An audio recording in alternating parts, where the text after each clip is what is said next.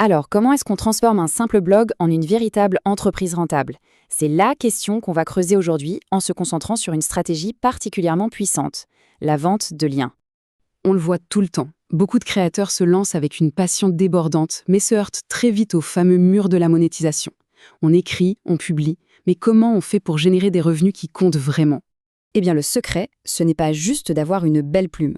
Le point de départ, ce qui change absolument tout, c'est le choix stratégique de sa thématique, de sa niche. On parle ici de la vente de liens ou du netlinking.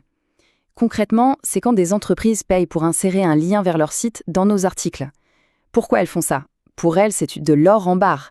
Ça booste leur référencement sur Google et leur crédibilité. Et pour un blogueur, c'est une source de revenus hyper directe.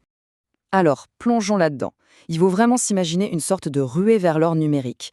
Et dans cette course, la niche qu'on choisit, c'est ni plus ni moins que notre concession minière. C'est elle qui va déterminer si on tombe sur un filon riche ou sur des cailloux.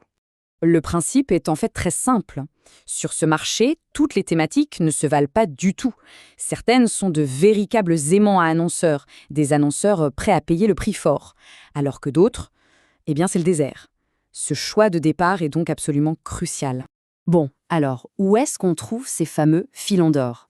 Il y a ce qu'on pourrait appeler les trois grands, les trois secteurs qui dominent et de très loin ce marché. Et en première position, sans grande surprise pour ceux qui connaissent un peu le milieu, on retrouve la finance et l'investissement. C'est le champion poids lourd incontesté. Et attention, ce secteur est hyper large. On parle de crypto, du mouvement FIRE, d'immobilier. La concurrence entre les banques, les assurances et les fintechs est tellement féroce que les budgets qu'ils allouent au netlinking pour se démarquer sont tout simplement colossaux. Et cette compétition folle, elle se ressent directement sur les tarifs. Il faut bien comprendre qu'un nouveau client dans la finance peut valoir des milliers d'euros pour un annonceur. Du coup, dépenser 500 euros pour un lien, ça devient un investissement très rentable pour lui. C'est pour ça qu'un site qui a de l'autorité dans ce domaine peut facturer de tels montants. On passe au deuxième géant du secteur, la santé et le bien-être. Là aussi, on est sur un marché immense, avec une demande massive et des tarifs qui peuvent être très, très élevés. Là encore, les possibilités sont vastes. Nutrition, fitness, santé mentale. Mais attention, c'est une thématique sensible que Google surveille comme le lait sur le feu. Il est donc impératif de démontrer une véritable expertise pour être crédible et attirer les annonceurs premium. Dans ce domaine, la qualité paye, et je veux dire littéralement. Cette exigence de qualité fait grimper les prix.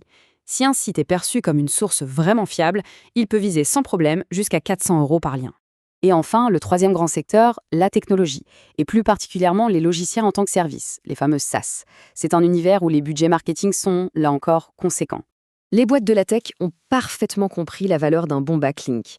Elles n'hésitent donc pas à payer pour des comparatifs de logiciels ou des articles sur l'IA.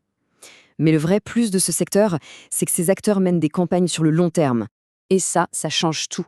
On peut atteindre des tarifs très élevés, parfois même 600 euros par publication, mais surtout, on peut obtenir des contrats récurrents. C'est ce qui apporte une vraie stabilité financière. Bien sûr, il n'y a pas que ces trois secteurs. D'autres domaines offrent d'excellentes opportunités. Passons en revue quelques alternatives qui sont très solides. On voit ici d'autres secteurs très costauds.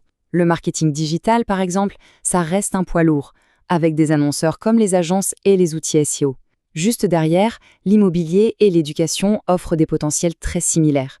Et même le lifestyle, même si les prix unitaires sont plus bas, ça peut devenir très rentable grâce au volume d'opportunités. Maintenant qu'on a vu les options, la question c'est comment on choisit. Il ne suffit pas de se jeter sur la niche la plus chère, il faut une méthode. Et là, il y a un concept fondamental, YML, pour Your Money, Your Life. Ce sont les niches sensibles comme la finance ou la santé. Google y impose des normes de qualité drastiques, le fameux EEAT, qui évalue l'expérience, l'expertise, l'autorité et la fiabilité.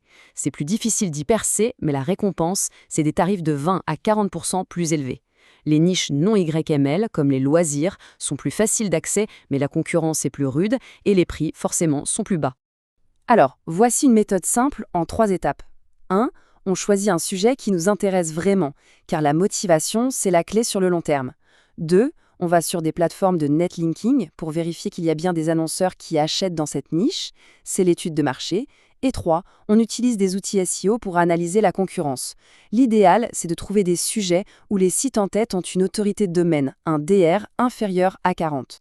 Une fois la niche choisie, Le travail ne fait que commencer. L'objectif est maintenant de faire grandir le site pour maximiser son potentiel de revenus. Le parcours de croissance est assez clair. Au début, les revenus par lien sont modestes. Mais avec le temps, à mesure que le site devient établi, les tarifs peuvent déjà tripler, voire quadrupler. Le véritable objectif, c'est d'atteindre le statut d'autorité. C'est à ce niveau, souvent avec plus de 50 000 visiteurs par mois, que les revenus explosent et peuvent dépasser les 1 000 € par opération. La croissance est exponentielle et directement liée à l'autorité. Un point crucial ici, c'est de ne pas mettre tous ses œufs dans le même panier.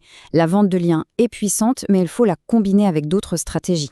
Ajouter de l'affiliation en recommandant des outils pertinents, créer ses propres produits numériques comme des formations ou des e-books, et enfin nouer des partenariats directs avec des marques. C'est comme ça qu'on bâtit un modèle économique qui est vraiment résilient. Et on termine avec cette question. Le marché évolue très très vite, il se professionnalise. Les annonceurs ne cherchent plus des liens à bas coût, mais des partenaires de qualité sur le long terme. Alors la vraie question à se poser n'est pas seulement quelle niche rapporte le plus aujourd'hui, mais plutôt est-ce que ma niche a le potentiel pour devenir une véritable autorité demain? C'est ça la vision long terme.